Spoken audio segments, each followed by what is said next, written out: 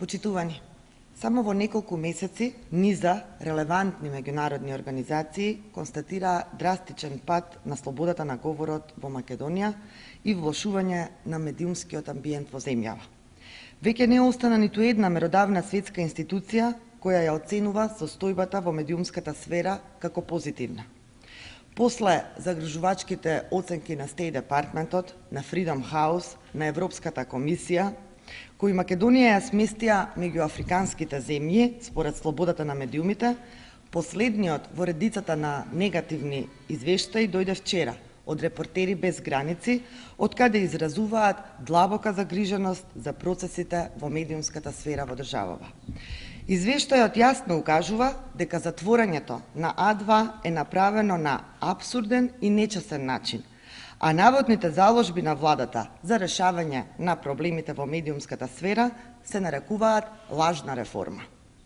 Ова ги потврдува нашите предупредувања дека власта плански го партизира Советот за радиодифузија за напречено да го користи овој независен орган за извршување на незината партиска агенда. Сето ова ни кажува дека назадувањето на слободата на говорот во Македонија веќе е драматично, а таа се повеќе се претвора во недемократска земја од типот на Белорусија, во која власта не бира средства да ги замолчи медиумите кои критички ја обсервираат незината работа. Почитувани, Социјалдемократскиот сојуз на Македонија веќе предложи решенија за проблемите во македонскиот медиумски простор. Ја поднесовме до владата на Република Македонија Националната стратегија за медиуми и право на слободен говор, која содржи конкретен план за подобрување на состојбите. За да се промени оваа грда слика за нашата земја и да се запрат недемократските процеси, уште еднаш предлагаме мораториум на владиното трошење на буџетски средства за рекламирање, се до усвојувањето на стратегијата, која прецизно ќе ги дефинира критериумите за правична и транспарентна распределба на средствата во медиумите, без можност тие да се злоупотребуваат и да влијаат врз уредувачката политика на медиумите. Воспоставување на независен јавен радиодифузен сервис со прецизни механизми за заштита од партиски влијанија.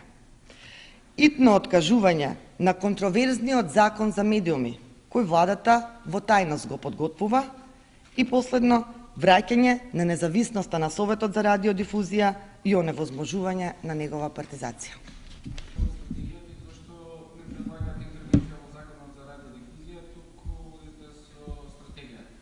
Бидејќи со еден закон, како што е конкретно законот за радиодифузија, не може да биде решена цела проблематика во медиумската сфера.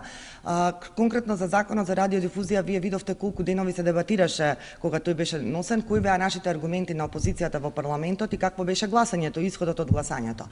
Стратегија сметаме дека е поопшта правна основа за кога таа ќе се усвои од страна на владата, тоа се вообичаено долгорочни за следниот период од 10 години, врз основа на неа да се донесат сите законски акти, не само еден, кои се надеваме дека доколку владата ја усвои нашата предлог стратегија, ќе бидат донесени со консензус во собранието и конечно заеднички ќе одлучиме за подобрување на состојбите во медиумската сфера во државата. Поднесена е пред неколку месеци, тоа е еден од и беа информирани медиумите во влада, во оние црвени папки, секаде каде што во сите сфери каде што сметаме дека е црвена, односно алармантна состојбата, поднесуваме црвени папки до владата. Една од тие сфери беше и медиумската сфера и нашата предлог стратегија.